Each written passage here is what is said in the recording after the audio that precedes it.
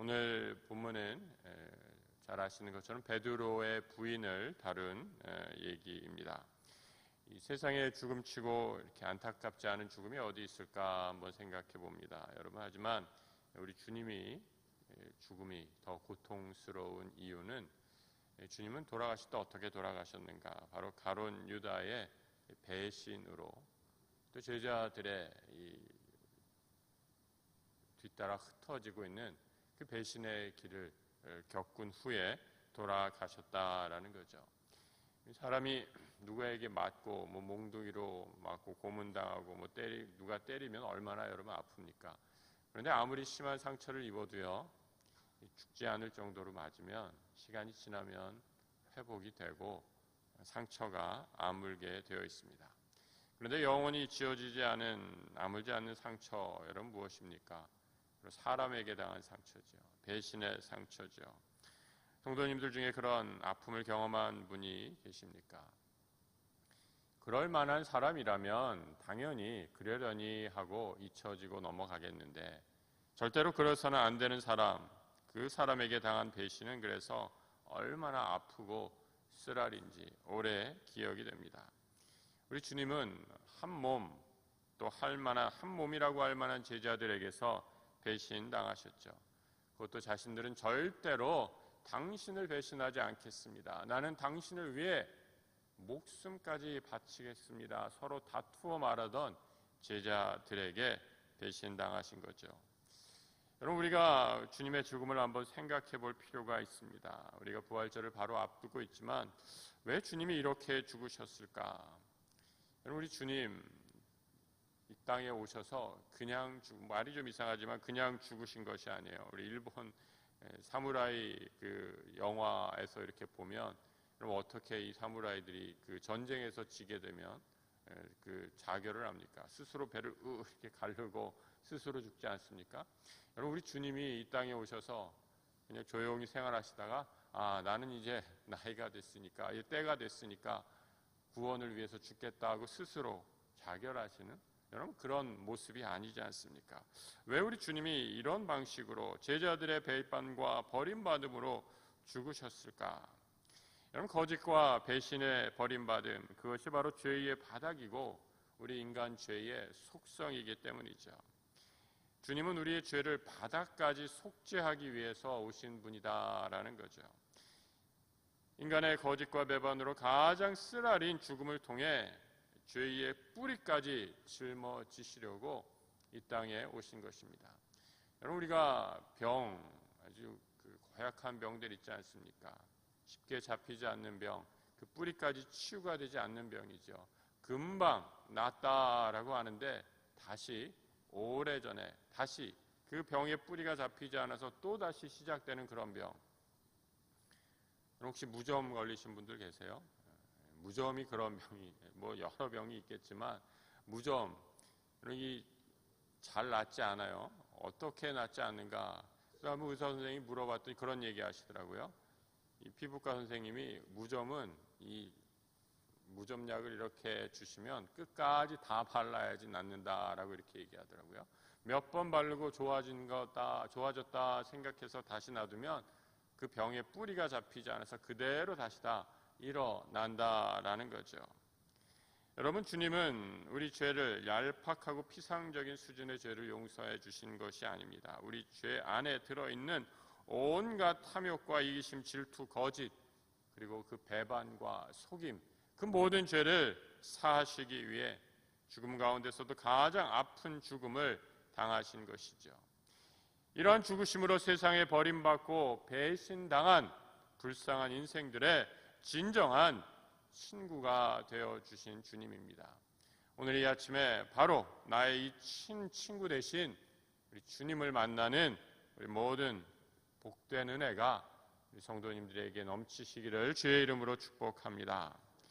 오늘 주님 본문은 베드로의 배반을 다룬 이야기죠.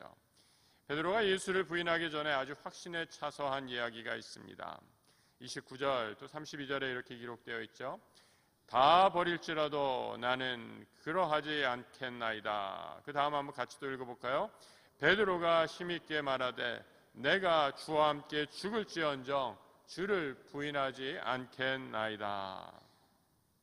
여러분, 얼마나 담대한 선포입니까? 하지만 이 베드로의 약속은 얼마 안 가서 완전히 깨져버리죠. 얼마 안 가서 깨져버렸는가? 이게 29절에 이 말을 했는데 72절 한 장 내에서 한 50절 지나고 나니까 한 3, 40절 지나고 나니까 똑같은 베드로라라고 믿겨지지 않을 정도로 이런 모습을 보여줍니다. 같이 읽어볼까요? 닭이 곧 두 번째 울더라. 이에 베드로가 예수께서 자기에게 하신 말씀 곧 닭이 두 번 울기 전에 내가 세 번 나를 부인하리라 하심이 기억되어 그 일을 생각하고 울었더라. 자신의 모습이 생각나 베드로가 울었다라고 이렇게 얘기하는데 다른 성경을 보면 심히 울었다라고 이렇게 말씀합니다.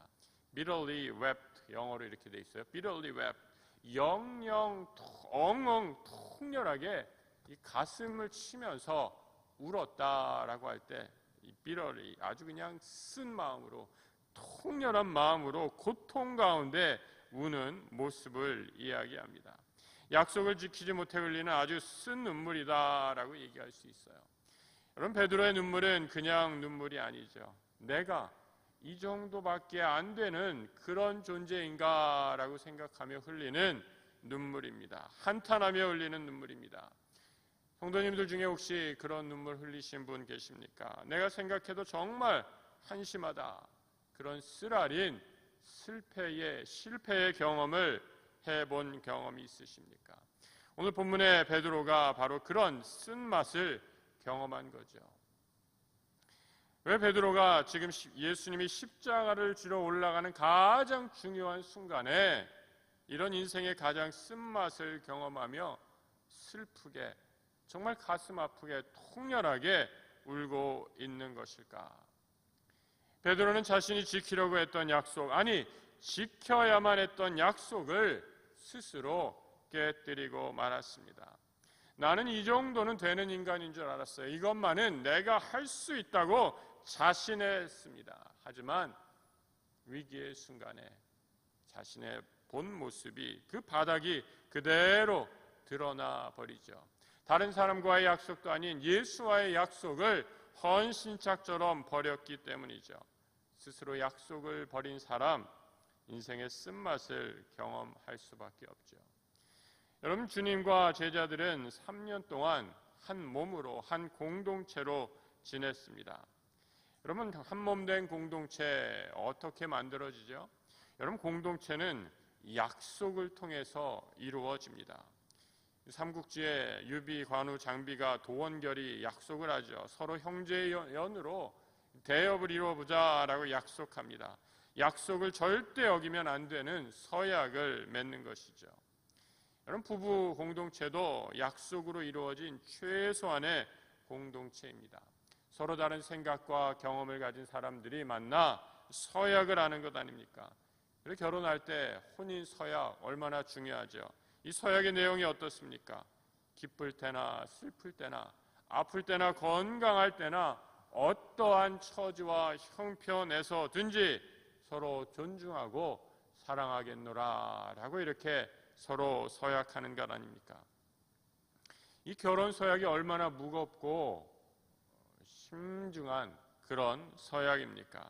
같이 살면서 그래서 때로 힘들고 어려운 일이 생겨도 그냥 쉽게 나 이제 당신이랑 그만 살랜다, 여러분 이렇게 말할 수 없는 것 아닙니까? 미워도 다시 한번 내가 했던 서약을 생각하면서 다시 용서하고 살아가는 것이 부부의 삶이고 가정 공동체의 원리이죠. 그런데 여러분, 이 약속이 한번 깨어지면 가정이 산산조각 나고 정말 쓰디쓴 아픔을 경험하게 되죠. 여러분, 예수의 제자들은 이 땅에서 이 하나님 나라 건설을 위해 예수를 따를 것을 약속했습니다. 예수를 따르는 무리들은 이제 이 약속을 통해 제자라는 정체성을 얻게 된 거죠. 그래서 여러분, 모든 공동체는 바로 이렇게 약속 위에 약속의 기초를 하고 있습니다. 이 약속을 지키지 못하면 공동체의 구성원이 될 수 없어지죠. 동시에 이 약속을 통해 나는 그 공동체의 일원이라는 정체성을 얻게 되는 것입니다. 우리가 예수를 믿을 때 함께 이제 예수를 정말 내 삶의 주인으로 모시겠습니다 라고 할 때 세례를 베풀게 됩니다. 이 세례도 마찬가지다라고 생각이 들어요. 세례를 받게 되면 우리 안에 여러분 두 가지 일들이 생기게 되죠. 하나는 하나님의 자녀로서의 정체성이 생기고, 또 하나는 예수 그리스도의 공동체, 이 교회 공동체의 한 가족이 되는 이 공동체의 일원이 된다라는 거죠. 여러분, 죄의 사슬을 끊어버리고 이제 옛 사람, 내 모든 죄의 모습을 버려버리고 새 옷을 입겠다라는 의미에서 이제 우리는 세례를 받은 순간 그리스도인 성도라는 이름의 새로운 정체성을 얻게 됩니다. 또 세례를 통해 말씀드린 것처럼 교회 공동체의 거룩한 일원이 되죠. 나 혼자인 줄 알았는데 우리가 예수 그리스도를 주로 고백하는 사람이 나뿐만이 아니라 수많은 형제 자매가 있음을 기억하면서 교회 공동체를 이루게 되는 것이다 라는 거죠. 그래서 여러분, 바울은 이 교회 공동체를 한 몸으로 비유적으로 얘기하고 있지 않습니까? 그리스도 공동체는 인간의 몸과 같이 우리가 다 서로 다른 몸의 구성원이 있지만 한 몸을 이루는 것처럼 교회는 이런 다양한 사람들이 모여서 그리스도의 한 몸을 이루고 있다라고 이렇게 말씀합니다. 이것을 잘 보여준 말씀이 고린도전서 12장에 있는 말씀이에요. 우리 한번 고린도전서 12장 13절 같이 한번 읽어보겠습니다. 유대 사람이든지 그리스 사람이든지 종이든지 자유인이든지 모두 한 성령으로 세례를 받아서 한 몸이 되었고 또 모두 한 성령을 마시게 되었습니다. 성령 안에서 세례를 받아 한 몸이 되었고 이제 우리는 한 성령으로 이 성령 안에 거하는 한 공동체다. 이것이 바로 교회다라고 이렇게 바울은 우리에게 가르쳐주고 있습니다. 그런데 여러분, 죄는 세례를 통해 우리에게 주어진 그리스도인이라는 정체성을 빼앗아버리고 예수 안에 한 몸 된 공동체성을 동시에 앗아가 버립니다. 죄의 힘이 그렇게 무섭고도 강력한 악한 힘인 거죠. 베드로는 예수를 부인하는 죄를 지음으로 이 제자라는 정체성을 잃어버리고 예수의 공동체 한 몸 된 제자 공동체성을 또 동시에 잃어버리게 됩니다. 이제 예수와는 아무런 상관없는 사람이 되어 버렸다라는 거죠. 내가 누구인지도 잃어버리고 내가 속한 공동체도 잃어버린 베드로, 아주 가슴 저미게 울고 있는 것입니다.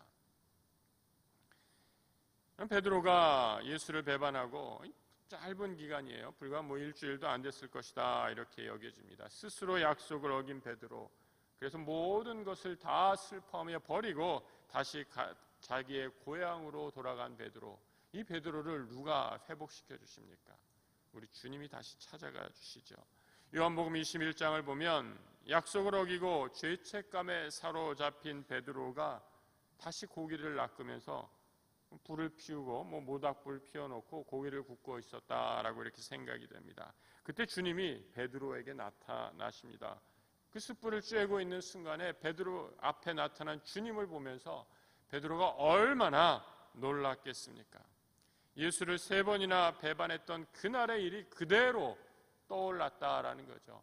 여러분, 성경이 참 읽을 때마다 깊이 읽으면 신비한 점을 많이 발견해요.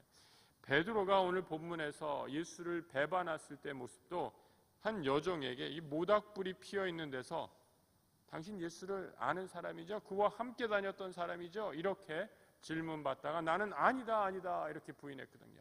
근데 우리 주님이 베드로를 다시 만난 그 장면에서도 그 모닥불이 있는 그곳에서 주님이 베드로를 만나 주셨다라는 거죠. 그 예전의 쓰라린 아픔들이 그대로 생각나면서 그 아픔 가운데 있을 때 주님은 베드로를 질책하거나 나무라지 않고 이렇게 물으십니다. 요한의 아들 시몬아, 내가 나를 사랑하느냐? 내가 이 사람들보다 나를 더 사랑하느냐? 똑같이 3번에 걸쳐서 물으시죠.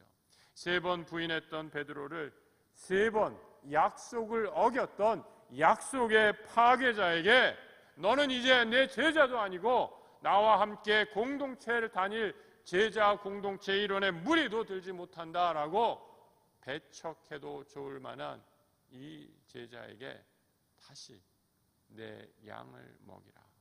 다시 그 공동체 하나님 사역의 리더로서 세워주신다라는 거죠.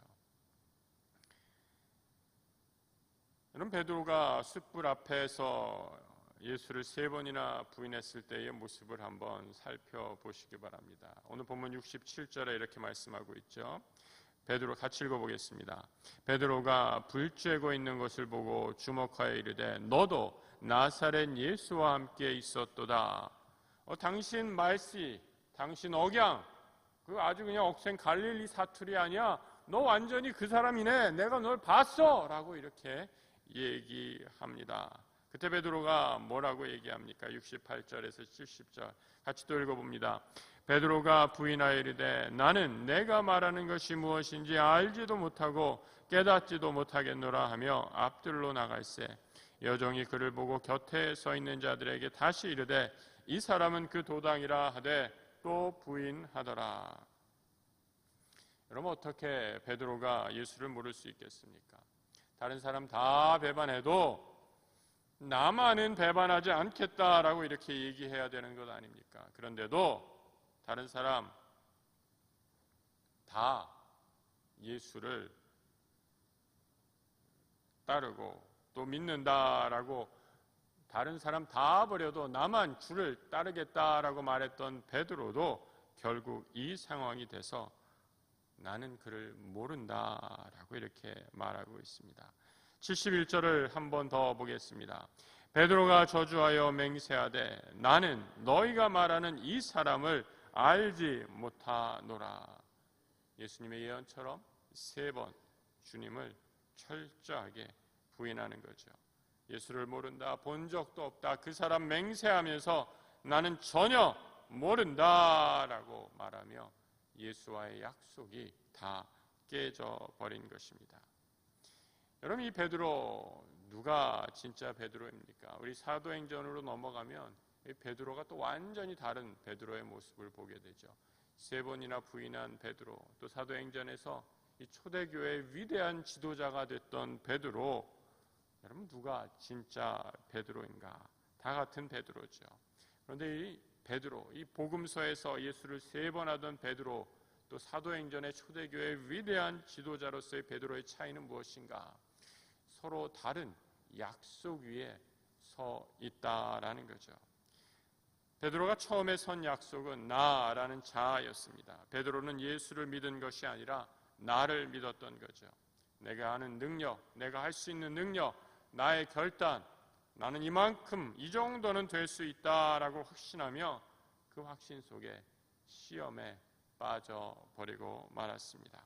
환난과 고난이 찾아올 때 나라는 자아 위에 세워진 약속은 모래성처럼 순식간에 다 무너져 버리고 말았습니다. 돌 위에 돌 하나도 남지 않을 정도로 산산조각이 나 버렸죠. 그런데 부활한 주님이 새롭게 세운 베드로와의 약속은 무엇입니까? 주님께서 직접 이 약속의 창조자가 되셔서 주체가 되어주셔서 베드로에게 말씀한 거죠. 이제 너와의 약속은 네가 하는 것이 아니라 내가 할 것이다. 베드로야, 너는 이제 이 약속을 믿고 따라오기만 하면 된다. 베드로는 이 영원한 약속에 서서 나를 의지하는 사람을 낚는 고기가 아니라, 고기를 낚는 사람이 아니라, 고기 낚는 어부가 아니라 영원한 진리 위에 예수를 의지하는 사람 낚는 어부로 새로운 삶을, 약속의 삶을 시작할 수 있었습니다. 영원히 무너지지 않을 약속 위에 자기 자신을 세운 것입니다.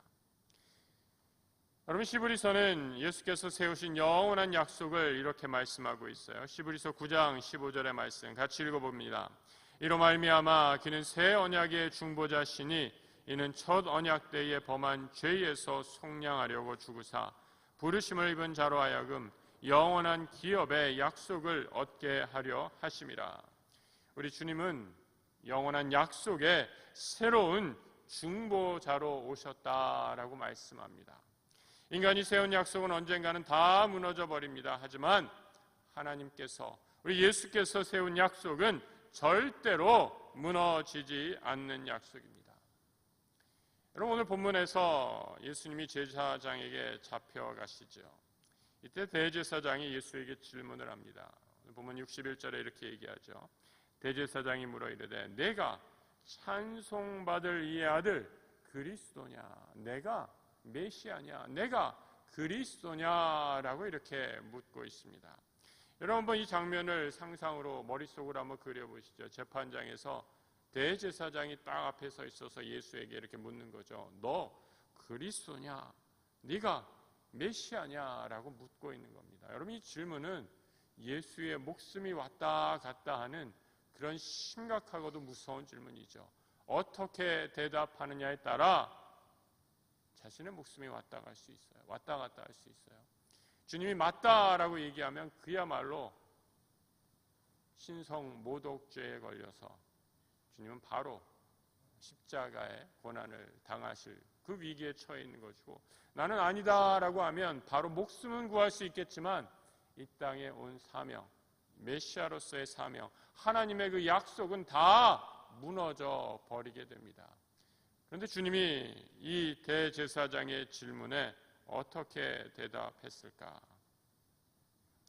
내가 메시아냐라는 질문에 우리 주님은 62절에 이렇게 말씀하죠. 한번 같이 읽어봅니다. 내가 그니라 인자의 권능자의 우편에 앉은 것과 하늘 구름을 타고 오는 것을 너희가 보리라. 내가 누구냐? 내가 네가 말하는 그다. 내가 그 메시아다라고 말씀하시면서 제사장 앞에서 당신의 예수 그리스도 됨을 당당하게 선포하시죠. 여러분, 이 선포로 인해 주님은 십자가에 달려 돌아가신 것이죠. 베드로의 연약한 모습, 예수의 이 말씀의 약속을 실천하는 모습, 얼마나 다른 모습입니까? 우리 주님이 약속의 참된 영원한 중보자가 되신 이유는 무엇입니까? 우리 주님은 사람처럼 상황에 따라 변화하는 분이 아니기 때문이죠.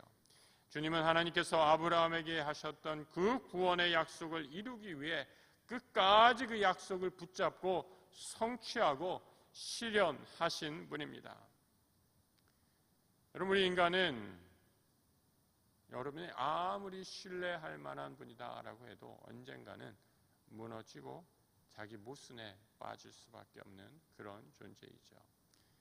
여러분, 어제 1년 전에 나와 1년 후에 나와 정말 똑같이 한마디도 내가 한 것을 어기지 않고 다 지킬 수 있으리라 장담할 수 있으십니까? 어제 한 말도 우리가 잊어버리는 그런 사람들 아닙니까? 어떻게 어제의 나와 내일의 내가 똑같을 줄 알고 그렇게 자신할 수 있겠습니까? 우리가 한 말은, 우리가 한 약속은 언젠가는 무너질 수도 있습니다. 그것이 우리 인간이기 때문이죠.